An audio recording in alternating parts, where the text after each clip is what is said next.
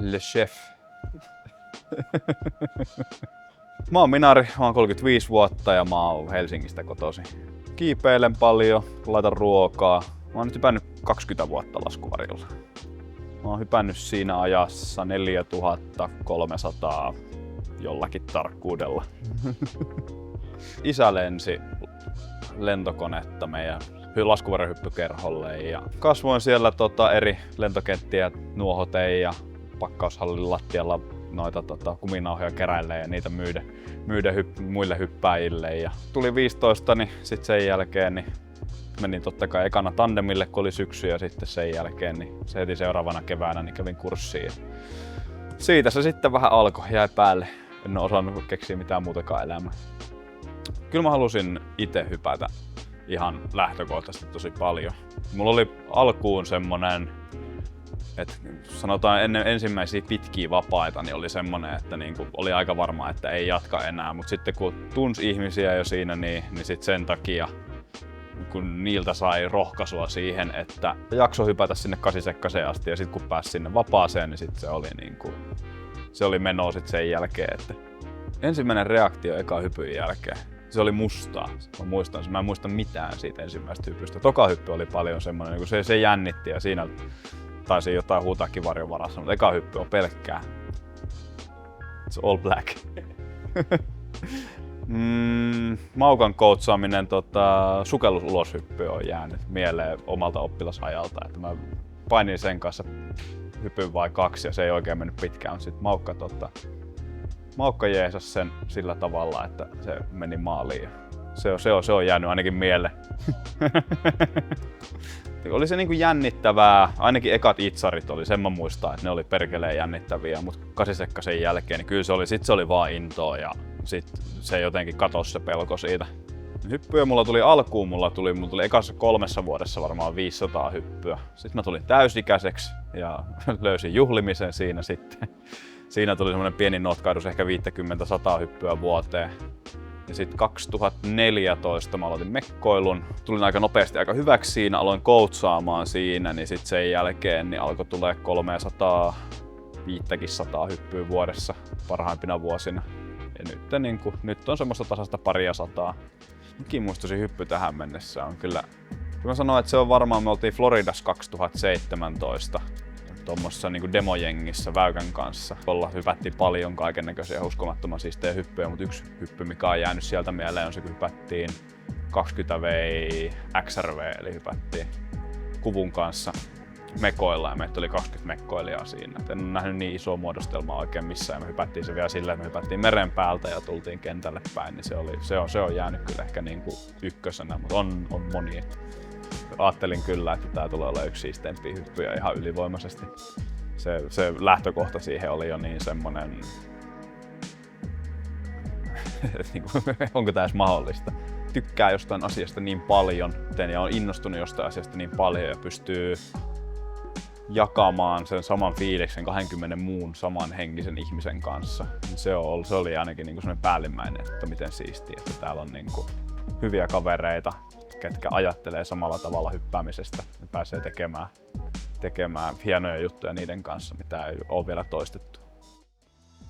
Haastavinta hyppäämisessä. Moni asia. Teknisesti silloin se on hyppäämisessä niin hienoa, kun se on niin haastavaa ja siinä ei oikeastaan oppiminen lopu ikinä kesken. Mutta kyllä niin pitkäjänteisessä hyppäämisessä varsinkin se, että löytää ne haasteet sieltä ja sitten, että niin kuin löytää, pystyy ylläpitämään sitä innostusta ja löytämään sen aina uudestaan. Se on ehkä semmonen, se jossain vaiheessa loppuu, mutta sitten hyppäämisessä se on se hienointa oikeastaan se, että sitä uutta innostuttavaa löytyy kanssa.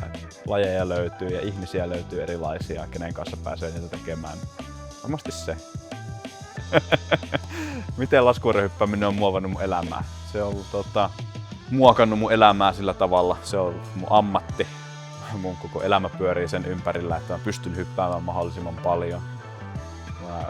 Uravalinta johtuu hyppäämisestä. Mun asumisvalinnat, mun autovalinta johtuu hyppäämisestä.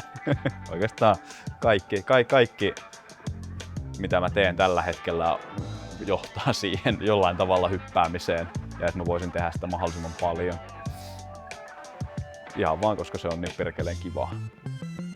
Kyllä mä koen, että mun ajattelumallit on muuttunut hyppäämisen takia, mutta ei varsinaisesti ehkä hyppäämisen, vaan niiden ihmisten kautta, kenen mä oon törmännyt ja tutustunut ja ollut ystävää monta vuotta niin hyppäämisessä. Mä koen, että ne on niin kuin vaikuttanut ja hyppäämisessä oon kokenut, että tapaa niin paljon samanhenkisiä ihmisiä, jotka on kuitenkin sitten jollain tavalla erilaisia ja se on aika iso rikkaus, mikä meidän lajissa on sitten, jolta sitten pystyy ammentamaan erinäköisiä elämänfilosofioita ja elämänkokemuksia ja muita. Pelkoja epäröintiä hyppyuralla on tullut kyllä jonkun verran vastaan. Tietenkin aina kun kaverit kuolee, kompin jälkeen mulla oli pitkään semmonen epäluottamus lentokoneisiin. Mä en oikein, ei sillä oikein ollut niinku mitään rationaalista syytä, se vaan iski. Mutta sitten kun sen kanssa vähän aikaa painiskeli, niin sit se sai itselleenkin rationalisoitua siitä ja sai selätettyä senkin pelo. Jääräpäisyys, periksi antamattomuus hakkaa päätä seinään niin pitkään, että se ongelma katoaa. Hyppää tarpeeksi kauan niistä lentokoneista, niin kyllä se taas alkaa tuntua jossain vaiheessa turvalliselta tai sitten se vaan häviää. Kerkee unohtaa, kun on hypännyt niin pitkään. No, mulla on olkapää ollut aika tohjona jossain vaiheessa. Ennen kuin se nyt on saatu viimeisimmällä leikkauksella kuntoon, niin se oli semmoinen kysymysmerkki, että kun ei voinut käytännössä lentää head-upia, ei tunnelissa eikä taivaalla, eikä oikeastaan hetukkaakaan siitä johtuen, niin se, että pystyykö hyppäämään enää, se on ollut semmoinen. Koska se on ollut niin merkittävä osa elämää, niin sit jos se loppuisikin, niin mitä sit? Kyllähän tuo hyppääminen on varmasti muokannut sitä kuvaa. Ei ole ihan semmoinen perinteinen 2,5 lasta, vai onko se 1,5 nykyään, kun syntyvyys laskenut. Ja omakotitalo ja koirakin on vähän vielä hakusessa ja se emäntäkin olisi tietenkin mutta ei ole sillä tavalla. Kyllä se on paljon vaikuttanut siihen, niin johtuen just näistä, että haluaa tehdä tätä hyppäämistä niin paljon, niin siinä on joutunut totta kai sit karsimaan muista elämäaspekteista. Että se on varmasti sillä tavalla vaikuttanut, mutta kyllä se mikä hyppäämisessä on se rikkaus, on kun sä tapaat niin laajalta skaalalta eri ihmisiä, niin se on kyllä niin kuin avartanut omaa maailmankuvaa hyvin paljon. Toki on kyllä hyppykuplakin olemassa, että se ei ole ainoa absoluuttinen totuus, mutta kyllä sieltä on ammennettu kyllä paljon eri ihmisiltä. Saanut palasteltua itselleen ihan kivan pikku maailmankuva ja maailma. Henkilökohtaisia tavoitteita hyppäämiseen. Kehittyä teknisesti lentäjänä, olla parempi liideri, pystyy olemaan parempi valmentaja, parempi coachi, opettamaan ihmisiä paremmin, coachaamaan. Hypätä enemmän joukkueella, puskea sitä hommaa eteenpäin ja sitä kautta sekä sen coachaamisen että sen oman hyppäämisen kautta puskea suomalaista hyppäämistä eteenpäin. Halusin, että me hypättäisiin mahdollisimman paljon. Se on niin kuin ensimmäinen. Hypättäisiin, lennettäisiin mahdollisimman paljon, viettäisiin aikaa muutenkin paljon. Kyllä se on niin kuin se vaan nyt nälkä kasvaa syödessä tässä touhussa. Miten mä päädyin tundraan? No, musta kukaanhan sitä laittoi. Olisiko Iiris tullut nykäisemään hihasta, että hei, kiinnostaako tulla hyppäämään nuorison kanssa, että me tarvitaan kiintiöeläkeläinen tänne näin hyppyjengiä. Ihan mielellään tuli levittämään mun kokemusta sitten. Eka ajatus siinä oli kyllä se, että ihan hito hyvä, koska mä oon yrittänyt tehdä tätä samaa asiaa Suomi-mekkoilussa. Yritin tehdä varmaan 3 tai 4 vuotta ja se ei ikinä ottanut oikein tuulta purjeisiin, niin mä olin vihdoinkin silleen, jes, nyt! Vihdoin, nyt pääsee tekemään sitä, mitä mä oon halunnut tehdä viimeiset 10 vuotta. Tällä hetkellä olla osa tundraa se on äärimmäisen hieno asia mun elämässä tällä hetkellä. Siinä on, mä saan olla mulle tärkeiden ihmisten kanssa tehdä haastavia hyppyjä, haastaa itseään ja niin kuin muita, kehittää lajia. Se on todella hienoa vaan tällä hetkellä. Pidän siitä hyvin paljon, että päästään tekemään mitä ollaan päästy tekemään jo tänä vuonna ja mitä päästään niin kuin tulevaisuudessakin tekemään. Se on äärettömän hienoa. Tundrassa oleminen tällä hetkellä niin kuin oleminen tällä hetkellä muuttaa mun hyppäämistä sillä tavalla, että mä haluan hypätä omaa huomattavan paljon enemmän. Koska hypyt on niin haastavia, niin se puskee kehittämään omaa hyppäämistä vielä enemmän ja omaa lentämistä vielä sitä enemmän. Vaikka on aina ollut tavoitteellinen ihminen, niin nyt tuntuu, että on vielä niin kuin löytynyt uusi vaihde sinne niin kuin driveen, että haluaa vielä olla koko aika vaan parempi, että pystyy niin kuin yhdessä sitten tekemään ja puskemaan asioita taas eteenpäin. On kyllä todella erilaisia hyppyjä, mitä on hypätty tänä vuonna versus viime vuonna. Et pläänit on monimutkaisempia ja se mikä tuossa niin kuin antaa sen, kun hyppää samalla porukalla yhdessä, niin se ei ole sitä samaa, koska Suomessa hyppäämisessä ja maailmalla ylipäätään hyppäämisessä on se ongelma, että se on vähän pirstaleista. Että sä hyppäät muutaman yhden viikonlopun jonkun porukan kanssa ja toisen viikonlopun toisen porukan kanssa ja siinä ei ole ikinä oikein semmoista suoraa kehityskaarta. Ja nyt kun me pystytään yhdessä tekemään, pystytään luomaan huomattavan paljon monimutkaisempia koreografioita verrattuna siihen, että se mikä oli viime vuonna kokonainen hyppypläni, niin se on tällä hetkellä 10% hyppyä. Että mä oon tosi ylpeä tästä vuodesta. Halunnut kehittää itseä aina, mutta tänä vuonna varsinkin kun on halunnut määrätietoisesti kehittää itseä ja tehnyt niin kuin konkreettisia askeleita sen eteen, miten paljon se on sitten näkynyt nyt viimeisen vuoden aikana. Niin se on ihan ehdottomasti se, mikä tulee mieleen. Mun motivoi tässä lajissa se, että tää on niin äärettömän vaikeaa, että tässä ei voi ikinä olla valmis. Tässä voi aina tehdä jonkun asian paremmin.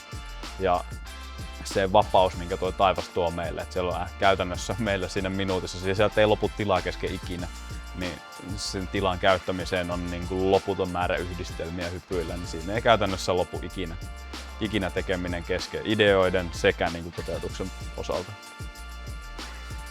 Plus, että sen pääsee vielä jakamaan hienojen ihmisten kanssa, niin se on kirsikko kakun päälle. En ole ikinä tiennyt hyppäävän edes 20 vuotta, 30 vuotta. You never know. Nyt alkaa kyllä tuntumaan siltä, kun on parikymmentä vetänyt, niin voi vetää 40 ja sitten ainakin ihan heittämällä. Mut kyllä varmaan toivottavasti hyppää edelleen yhtä kovalla tasolla, ellei jopa kovemmallakin. Valmennan vielä paremmin. Olen saanut enemmän, opetettua enemmälle määrälle tai niin suuremmalle määrälle ihmisiä enemmän asioita niin hyvin, että nekin on innostunut ja löytänyt kavereita ja löytänyt tämän lajin hienouden.